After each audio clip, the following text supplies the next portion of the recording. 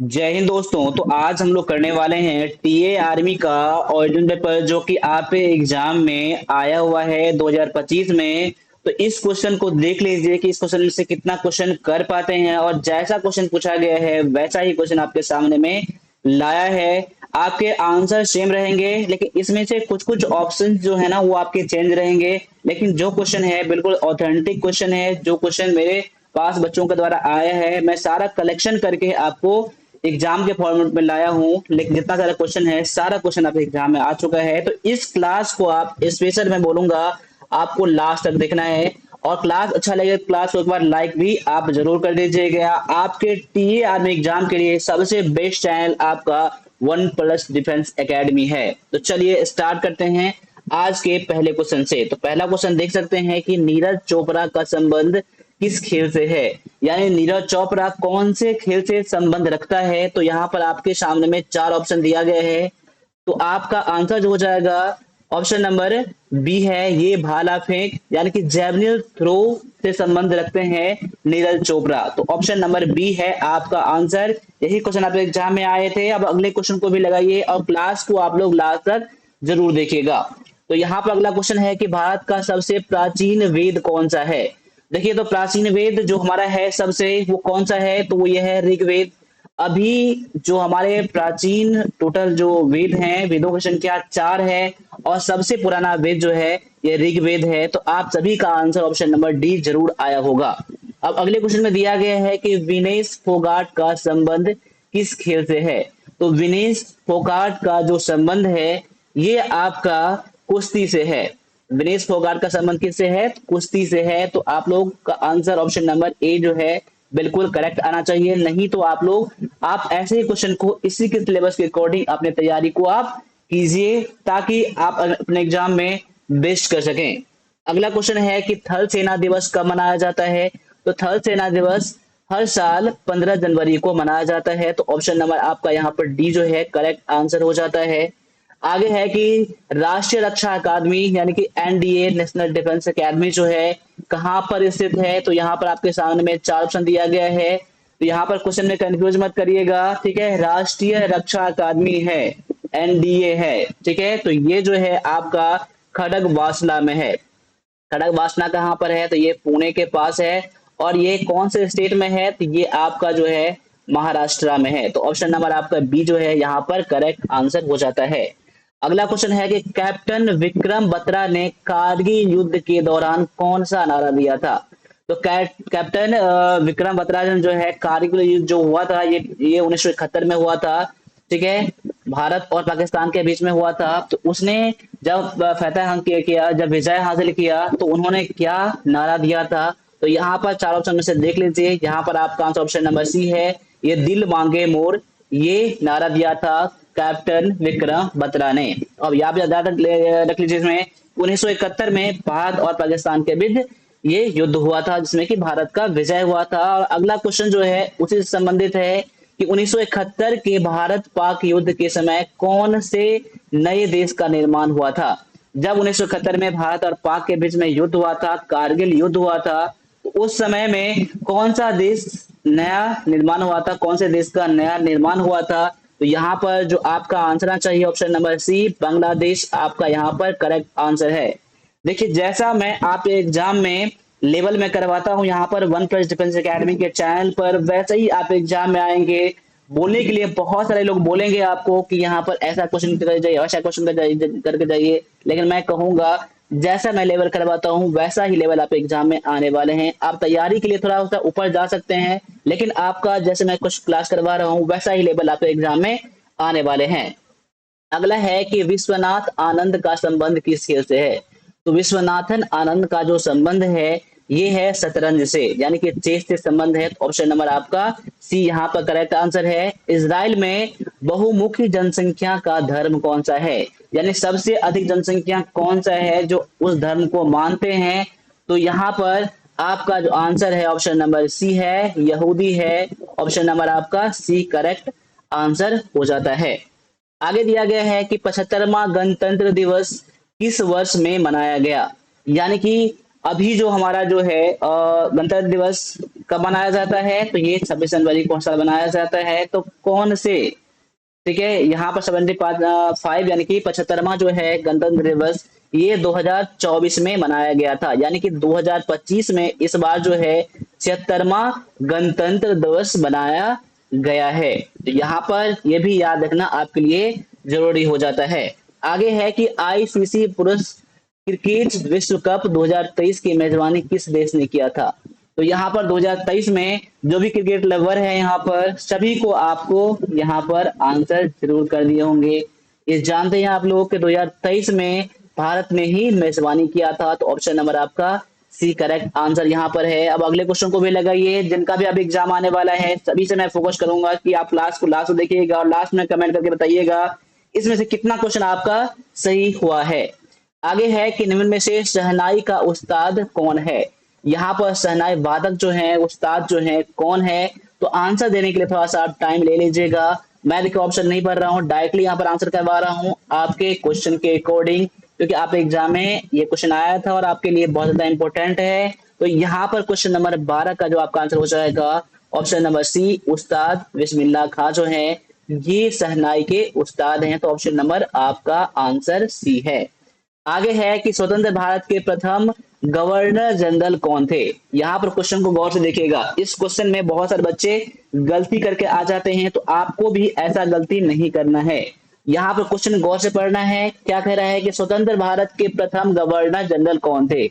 इसमें कई बार क्वेश्चन आपका ये आता है कि भारत के प्रथम गवर्नर जनरल, ये क्वेश्चन आपका अलग है। स्वतंत्र भारत के गवर्नर, जो प्रथम गवर्नर जनरल है वो अलग होता है। स्वतंत्र भारत के जो प्रथम गवर्नर जनरल है, जो भारतीय कौन है वो कौन सा है। तो ये आपके अलग अलग क्वेश्चन बनते हैं। यहाँ पर क्वेश्चन है कि स्वतंत्र भारत के प्रथम गवर्नर जनरल जो थे ये थे लॉर्ड माउंटबेटन। ऑप्शन नंबर आपका सी यहाँ पर करेक्ट आंसर हो जाता है। लेकिन आपका यही क्वेश्चन रहता है कि प्रथम गवर्नर जनरल कौन थे। तो यहाँ पर आपका आंसर सी गोपालचारी हो जाता। तो जो भी मैं पॉइंट बता रहा हूँ यहाँ पर सभी को आप नोट बनाकर रख लीजिएगा। अगर पता है तो बहुत अच्छी बात है। यहाँ पर आगे आ जाइए, अगला क्वेश्चन दिया गया है कि भारत की सबसे ऊंची पर्वत चोटी कौन सी है। तो भारत की जो सबसे ऊंची चोटी है वो आपका है कंचनजंगा। देखिए बहुत सारे बच्चे यहाँ पर K2 भी कर देंगे, गॉडविन ऑस्टिन, लेकिन ये क्या है ना कि हमारे देश में पूरी तरह से ये नहीं है। हमारे देश में पूरी तरह से नहीं है। इसमें से बहुत सारे एरिया जो है K2 का वो पाकिस्तान ऑक्युपाइड कश्मीर में है, इसीलिए हम लोग K2 का नाम नहीं देंगे। यहाँ पर आपका कंचनजंगा क्या हो जाएगा, इंडिया का टॉलेस्ट हाईएस्ट माउंटेन पीक है। अगर बात करूं तो दुनिया में जो सबसे तीसरे नंबर पर है, तीसरे नंबर पर हाइट में है। दूसरे नंबर पर आपका K2 है, ठीक है, दूसरे नंबर पर। और पहला कौन सा है, माउंट एवरेस्ट, जो दुनिया का सबसे ऊंचा चोटी पर्वत है, ठीक है। अगला क्वेश्चन में दिया गया है कि कारगिल युद्ध कहाँ नहीं लड़ा गया था। तो कारगिल युद्ध जो कहाँ नहीं लड़ा नहीं गया था, तो यहाँ पर देखिए द्रास में, बाटलिक में और कारगिल में लड़ा गया था, लेकिन श्रीनगर में नहीं लड़ा गया था। तो यहाँ पर आपका आंसर ऑप्शन नंबर यहाँ पर सी हो जाता है। तो ऐसे ऐसे क्वेश्चन को, ये क्या क्वेश्चन ट्रिकी क्वेश्चन मैं कह सकता हूँ। ये क्वेश्चन देखने में आसान लग रहा है, लेकिन इसका कंसेप्ट आपको पता होना चाहिए। इसी में आपको हो सकता है कि कोई और सिटी का नाम दे दे जो आपको नहीं पता हो।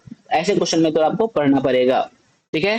तो इस क्वेश्चन में क्या कह रहा है कि अक्टूबर 2024 तक T20 क्रिकेट अंतरराष्ट्रीय मैच में सबसे ज्यादा स्कोर किस टीम ने किया है।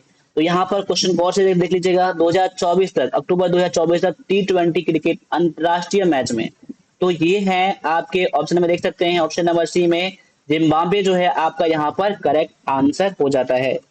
आगे दिया गया है कि भारत के वर्तमान थल सेना अध्यक्ष कौन है।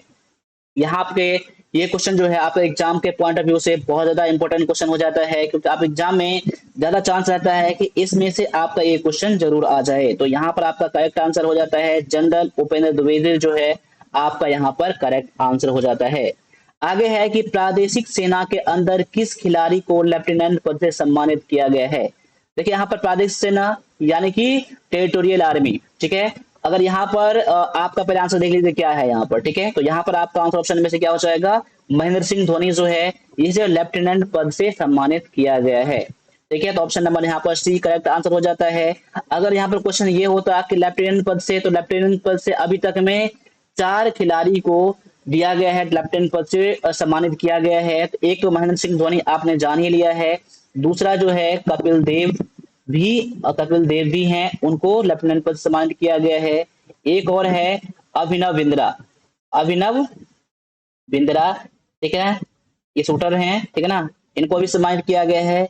और अभी हाल ही में नीरज चोपड़ा, ठीक है, नीरज चोपड़ा को ये सम्मानित किया गया है, ठीक है ना, प्रादेशिक सेना के अंदर लेफ्टिनेंट पद से, ठीक है ना, जो कि जैवलिन थ्रू, ठीक है ना, भाला फेंक वाला में जो अभी मैंने पहला क्वेश्चन में करवाया था, वही आपका नीरज चोपड़ा को लेफ्टिनेंट पद से सम्मानित किया गया है। आगे है कि एटीएम का पूरा नाम क्या है। एटीएम जिसमें आप लोग कैश निकालते हैं उसका पूरा नाम क्या है, तो यहाँ पर ऑप्शन को पढ़ लीजिए आराम से, जितना टाइम लेना है ले लीजिए, और आपका answer option number B correct आना चाहिए। ऑटोमेटेड टेलर मशीन जो है आपका यहाँ पर करेक्ट आंसर हो जाता है। अगला क्वेश्चन है कि स्वर्णिम विजय दिवस किस लिए मनाया जाता है। देखिए, स्वर्णिम विजय दिवस जो मनाया जाता है, ये भारत पाक युद्ध यानी 1971 में जो लड़ा गया था, अभी इससे रिलेटेड 3 क्वेश्चन आ चुके हैं, अलग अलग तरह से क्वेश्चन पूछे गए हैं। यहाँ पर भारत पाक युद्ध के जब विजय किया था, इंडिया का जब विजय हुआ था, ठीक है, तो यहाँ पर स्वर्णिम विजय दिवस मनाया जाता है, और ये हर साल 16 दिसंबर को मनाया जाता है। तो ये भी आप लोग याद कर लीजिएगा, 16 दिसंबर को हर साल मनाया जाता है कारगिल विजय दिवस, ठीक है, विजय दिवस के नाम से भी जानते हैं, और ये भारत पाक के विश्व युद्ध के विषय में मनाया जाता है। तो ऑप्शन नंबर यहाँ पर सी जो है आपका यहाँ पर करेक्ट आंसर हो जाता है। अब अगले क्वेश्चन को देखते हैं कि बर्फ का गलनांक बिंदु क्या है, यानी कि what is the freezing point of ice. बर्फ कब जम जाता है, तो यहाँ पर कितने डिग्री सेल्सियस पर, तो यहाँ पर 30 डिग्री सेल्सियस पर बर्फ माफ कीजिएगा 0 डिग्री सेल्सियस पर ये बर्फ जम जाता है। तो ऑप्शन नंबर आपका डी जो है यहाँ पर करेक्ट आंसर हो जाता है। आगे है कि नींबू व संतरे में कौन सा विटामिन पाया जाता है। देखिए, जितने ज्यादा खट्टे फल होते हैं ना, उसमें कौन सा विटामिन पाया जाता है, तो यहाँ पर देख सकते हैं ऑप्शन नंबर आपका सी जो है ना, विटामिन सी पाया जाता है। खट्टे वाले चीज में विटामिन सी पाया जाता है, ठीक है, तो ऑप्शन नंबर आपका सी यहाँ पर करेक्ट आंसर हो जाता है। आगे है कि चाकू से काटी जाने वाली धातु कौन सी है, ऐसा कौन सा धातु है जो चाकू से काट सकते हैं, तो यहाँ पर देख सकते हैं, ऑप्शन को आराम से पढ़ लीजिए। देखिए, एक पॉइंट तो है आपके जीके और जीएस में क्या होता है ना, आपको क्वेश्चन पता होता है तो बिल्कुल भी टाइम नहीं लगता है। तो यहाँ पर इस क्वेश्चन का आंसर है ऑप्शन नंबर ए, जो कि है सोडियम, और इसका संकेत क्या है, तो Na से हम लोग इंडिकेट करते हैं हम लोग, ठीक है। अब एग्जाम में सोडियम भी लिखा सकता है या फिर Na ऐसे भी लिखा सकता है, तो समझ जाइएगा कि Na सोडियम को कहा जाता है, Fe आयरन को कहा जाता है, एयर क्या कहा जाता है आपका एल्युमिनियम का, और Cu कॉपर को कहा जाता है। ऐसे ही Au कहा जाता है आपका सोने का यानी कि गोल्ड का कहा जाता है। तो आपको ये सब चीज पता होना चाहिए, आपके एग्जाम में ऐसे भी क्वेश्चन आते हैं। आगे है कि हाइड्रोजन का सूत्र क्या है। हाइड्रोजन को हम लोग क्या कहते हैं, H2 से हम लोग हाइड्रोजन को बोलते हैं हम लोग, ठीक है ना। आगे है कि प्रतिरोध का मात्रक क्या है। प्रतिरोध का मात्रक क्या है, तो प्रतिरोध का मात्रक जो होता है वो क्या होता है, ओम होता है, ओम मीटर। ऑप्शन नंबर आपका ए जो है यहाँ पर करेक्ट आंसर हो जाता है। आगे दिया गया है कि एम्पियर किसका मात्रक है। एम्पियर किसका मात्रक है, तो एम्पियर जो है ये विद्युत धारा का मात्रक है। तो ऑप्शन नंबर आपका डी जो है यहाँ पर करेक्ट आंसर हो जाता है। आगे है कि 1 हॉर्स पावर में कितना वाट होता है, तो 1 हॉर्स पावर में, इसको अगर जिसको पता नहीं होगा आप लोग याद कर लीजिएगा, 1 हॉर्स पावर में 746 वाट होता है। तो ऑप्शन नंबर आपका ए करेक्ट आंसर है। आप लोग काउंटिंग करते रहिएगा, लास्ट में आप लोगों को कमेंट करके बताना है कितना क्वेश्चन इसमें से आपने सही करा है। आगे है कि मनुष्य के मुंह में दांतों की संख्या कितनी होती है। मनुष्य के मुंह में जो दांतों की संख्या होती है वो होता है 32, ये आप सभी को पता होगा ही। आगे है कि हवा क्या है, व्हाट इज एयर। एयर क्या है, एक मिक्सर है यानी कि मिश्रण है। तो ऑप्शन नंबर आपका सी यहाँ पर करेक्ट आंसर होना चाहिए। अगले क्वेश्चन को भी लगाइए आप लोग, और क्वेश्चन मेरे करने से पहले आप लोगों को आंसर करना है। रक्त को कौन साफ करता है, रक्त को कौन प्योरीफाई करता है, ये करता है हार्ट करता है। तो ऑप्शन नंबर आपका ए बी जो है करेक्ट आंसर हो जाता है। आगे है कि एड्स में कौन सा अंग प्रभावित होता है, तो एड्स में प्रभावित होने वाले अंग जो है ये आपका है अस्थि मज्जा यानी कि बोन मैरो। ऑप्शन नंबर आपका ए जो है करेक्ट आंसर हो जाता है। आगे है कि मानव शरीर की सबसे बड़ी हड्डी कौन सी होती है? सबसे बड़ी हड्डी, अगर सबसे बड़ा अंग पूछता तो यहाँ पर स्किन हो जाता, चमड़ी हो जाता, ठीक है। लेकिन यहाँ पर हड्डी है तो ये जांग की हड्डी होती है जिसे कि फीमर कहा जाता है। तो ऑप्शन नंबर आपने बी जरूर चुना होगा। ऑप्शन नंबर बी इसका करेक्ट आंसर हो जाता है। अगला क्वेश्चन में है कि विस्फोटक पदार्थ कौन से हैं, ठीक है, यानी कि एक्सप्लोसिव सब्सटेंस इसमें से कौन सा है? अब देख सकते हैं ऑप्शन में टीएनटी है और आरडीएक्स और डायनामाइट। अगर हम देखते हैं कि तीनों जो है ना ये आपका विस्फोटक पदार्थ ही है, इसीलिए आपका आंसर ऑप्शन नंबर डी जो है यहाँ पर करेक्ट आंसर हो जाता है। अगले क्वेश्चन में आ जाइए। अगला क्वेश्चन में क्या कह रहा है कि कौन से रोग को भारत से मुक्त कर दिया गया है? कौन से डिजीज को भारत से क्या कर दिया गया है? इरेडिकेट यानी कि जड़ से खत्म कर दिया गया है। अब देख सकते हैं कि पहला ऑप्शन में है कि नारू रोग, ठीक है, जिसे कि गोइनिया वॉर्म डिजीज कहा जाता है, चेचक, ठीक है, स्मॉल पॉक्स से कहते हैं, और पोलियो। यानी कि ये तीनों डिजीज जो हैं अब इंडिया में लगभग नहीं पाए जाते हैं। तो यहाँ पर ऑप्शन नंबर आपका डी फिर से करेक्ट आंसर हो जाएगा। ये सभी आपका आंसर ऑप्शन नंबर डी से आपका करेक्ट हो जाता है। आगे है कि एंटीबायोटिक क्या है? अब देख सकते हैं कि एम्पिसिलिन भी क्या है? एक एंटीबायोटिक है। पेंसिलिन भी क्या है? एंटीबायोटिक है। और स्ट्रेप्टोमाइसिटिन जो है ये भी आपका एंटीबायोटिक है। इसीलिए आपका आंसर ऑप्शन नंबर डी जो है यहाँ पर करेक्ट हो जाता है। अब यहाँ पर 15 क्वेश्चन मैथ के मिलेंगे।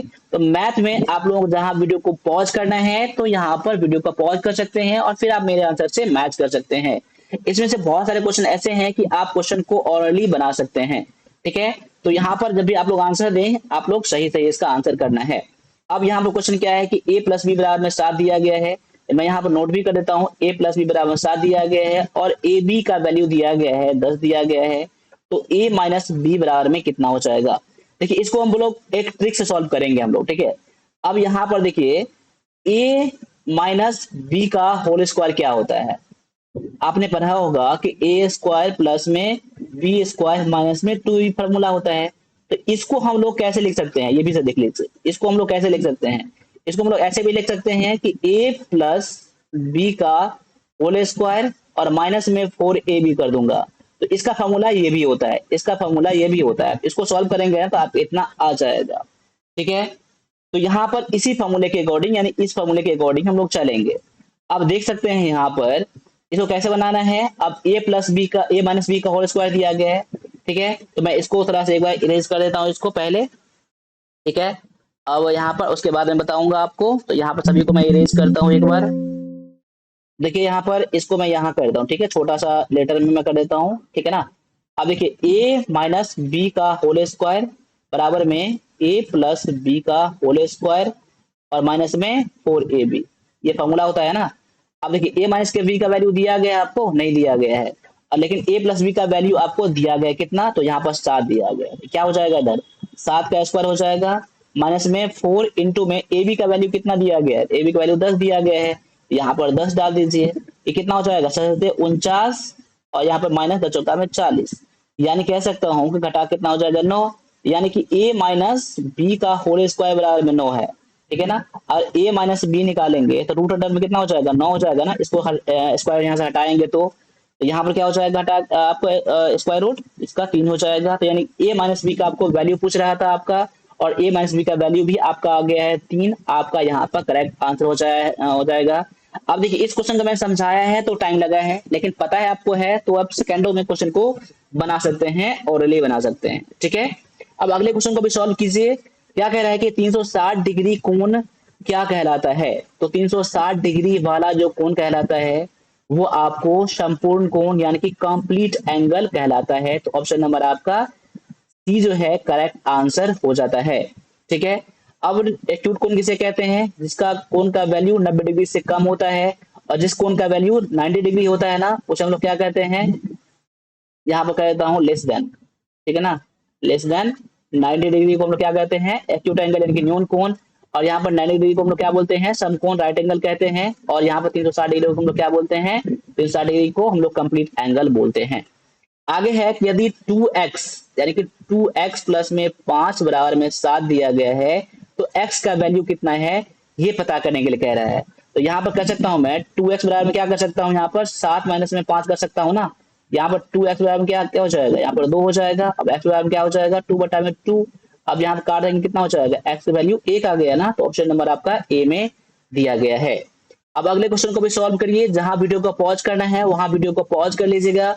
यहाँ पर किसी वस्तु का 500 रुपया में खरीदा गया है, यानी कि कॉस्ट प्राइस, यानी जो खरीदा गया है उसे हम लोग क्या कहते हैं, उसे कॉस्ट प्राइस कहते हैं, 500 दिया गया है। और 200 में बेचा गया है, यानी कि सेलिंग प्राइस दिया गया है कितना, तो 200 दिया गया है। अब बोल रहा है कि हानि प्रतिशत क्या है, तो पहले आपको क्या निकालना पड़ेगा, पहले आपको लॉस निकालना पड़ेगा। तो लॉस बराबर क्या होता है, सेलिंग प्राइस कम हो तो यहाँ पर कॉस्ट प्राइस माइनस में सेलिंग प्राइस, ये फॉर्मूला होता है ना। यानी कि कॉस्ट प्राइस आपका दिया गया है 500 और घटा हो जाएगा 200, यानी कि 300 क्या हो जाएगा, इसका 300 तो लॉस हो जाएगा ना। तो लॉस परसेंट का फॉर्मूला क्या होता है, लॉस परसेंट का फॉर्मूला क्या होता है, लॉस अपॉन में कॉस्ट प्राइस इनटू में 100 होता है ना। ठीक है, यानी लॉस दिया गया है 300 और यहाँ पर दिया गया है कॉस्ट प्राइस 500 दिया गया है, इनटू में 100 कर देंगे तो काट के कितना आ जाएगा, यहाँ पर 0 0 कट जाएगा, 5 से काटूंगा तो 5 छके 30 यानी कि 60, यानी कि 60% का क्या होता है इसका हानि प्रतिशत, लॉस परसेंट आपको दिया गया ऑप्शन नंबर सी में।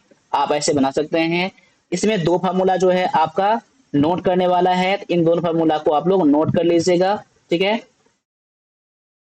अब अगले क्वेश्चन में क्या कह रहा है कि इसको सॉल्व करना है। यहाँ पर क्वेश्चन इतना है, इसको सॉल्व करना है कि 5 प्लस में 5 गुना में 5 बराबर क्या होगा। अब देखिए बोर्ड मास के रूल के अकॉर्डिंग पहले आपको गुना करना पड़ेगा फिर ऐड करना पड़ेगा। तो 5 का 5 छोड़ देता हूँ यहाँ पर, अब 5 से कितना हो जाएगा 25, यानी जोड़ के 30। देखिए ऐसे ऐसे क्वेश्चन भी आपके एग्जाम में आते हैं, ठीक है ना। अगर आप एग्जाम में आसान क्वेश्चन आते हैं तो मान लीजिए कटअप आपका हाई जाने वाला है, तो आसान डिफिकल्ट कोई भी मैटर नहीं करता है, बस आपको ईमानदारी से पढ़ना होता है। जितना क्वेश्चन मैक्सिमम बन पाए एक्यूरेसी आप मेंटेन करके उतना ही क्वेश्चन बना के आइएगा, ठीक है ना। आप ये मत समझिएगा कि ऐसे क्वेश्चन आप एग्जाम में नहीं आ सकते हैं, आ सकते हैं, लेकिन ऐसे क्वेश्चन आएंगे तो सब बनाएंगे। कुछ क्वेश्चन डिफिकल्ट आएंगे तो जो बच्चे नहीं पढ़ के चाहेंगे वो क्वेश्चन नहीं बना पाएंगे, उसी का रिजल्ट नहीं आएगा। तो प्रैक्टिस आपको हर लेवल का करना है। आगे दिया गया है कि 300 रुपये को 5% वार्षिक साधारण ब्याज दर से 1 वर्ष का ब्याज क्या होगा। यानी कि आपको पी यानी कि प्रिंसिपल दिया गया है कितना, तो 3000 दिया गया है, ठीक है। और यहाँ पर रेट भी दिया गया है कितना, तो 5% रेट दिया गया है। और टाइम कितना दिया गया है, 1 ईयर दिया गया है आपका, ठीक है। तो आपका ब्याज साधारण ब्याज यानी कि सिंपल इंटरेस्ट का फॉर्मूला क्या होता है, सिंपल इंटरेस्ट फॉर्मूला क्या होता है, प्रिंसिपल इंटू में रेट इंटू में टाइम, ठीक है, अपॉन में 100 होता है। अब इसको सॉल्व कर लीजिए, 3000 गुना में 5 गुना में 1 बटा में 100। अब ये कट जाएगा, 150 यानी कि 150 यहाँ पर आपका क्या हो जाएगा, इसका ब्याज हो जाएगा। तो ऑप्शन नंबर आपका ए में ये दिया गया है। अब अगले क्वेश्चन को भी सॉल्व करिए यहाँ पर कि 18, 24 और 42 का मौसम पर यानी कि एचसीएफ कितना है। यहाँ पर पहले क्या कर लीजिए, 18 में 24 से भाग लगा दीजिए, यहाँ पर 18 का 18, यहाँ पर हो जाएगा 6, यहाँ पर 18 है तो 18 यहाँ पर डाल दीजिए, 17 के 18, यहाँ कट जाएगा। यानी कि इस इन दोनों का एचसीएफ कितना आ गया, 6 आ गया ना। अब 6 से क्या करेंगे, 42 में भाग लगाएंगे, ठीक है, 6 42, ये पूरा पूरा कट जा रहा है ना, यानी किससे कटा है, 6 से कटा है ना, तो 6 क्या हो जाएगा आपका यहाँ पर करेक्ट आंसर। अब ऐसे क्वेश्चन को ऑप्शन से भी बना सकते हैं। अगला क्वेश्चन आएगा तो मैं ऑप्शन से ही बना के दिखाऊंगा, इतना कुछ करने की जरूरत नहीं पड़ती है। अगले क्वेश्चन को भी सॉल्व कीजिए आप लोग, मेरे सॉल्व करने से पहले सॉल्व करना आपको। तो यहाँ पर क्वेश्चन है कि 0.03 इंटू में 0.05 ऐसा क्वेश्चन है, इसका गुणनफल क्या होगा। पहले क्या करिए, 3 है और 5 है, इनको गुना कर दीजिए, ठीक है। अब पॉइंट कितना है, देखिए 2 अंक के बाद है ना, और 2 अंक के बाद है, तो गुना में क्या हो जाएगा, 2 अंक 2 अंक 4 अंक के बाद हो जाएगा, 1 अंक 2 अंक 3 अंक और 4 अंक के बाद पॉइंट यहाँ डाल दूंगा, यानी कि यहाँ पर 9 से 0 डाल दीजिए, तो आपका ये क्या हो जाएगा, आपका यहाँ पर आंसर निकल जाएगा। ऑप्शन नंबर ये बी में दिया गया है। आगे है कि 16.03 तथा 1000 गुणनफल कितना है। देखिए 16.03 और 1000 गुणनफल, अगर आपने पिछले वाले क्वेश्चन को बना लिया होगा तो ये भी क्वेश्चन आपसे बन जाएगा, और नहीं तो यहाँ पर बताता हूं मैं आपको। पहले क्या कर लीजिए, 1603 है ना यहाँ पर, तो 1603 लिख दीजिए यहाँ पर, और 1 0 और कर दीजिए। क्यों, क्योंकि देखिए यहाँ पर 3 जो है ना, तो 3 अंक तो आगे करना पड़ेगा ना पॉइंट को, 1 अंक 2 अंक 1 अंक अपना मन से मैंने 3 अंक डाल दिया 0 डाला के, तो ये आपका आंसर हो जाएगा 16030। ऑप्शन नंबर ये ए में दिया गया है। अगला क्वेश्चन में क्या है कि 225 बटा में 289 का वर्गमूल क्या होगा, यानी स्क्वायर रूट क्या होगा। आप देख सकते हैं कि 15 गुना में 15 होता है और यहाँ पर 17 गुना में 17 होता है। कितना गुना करेंगे तो क्या बन जाता है आपका, इतना बन जाता है।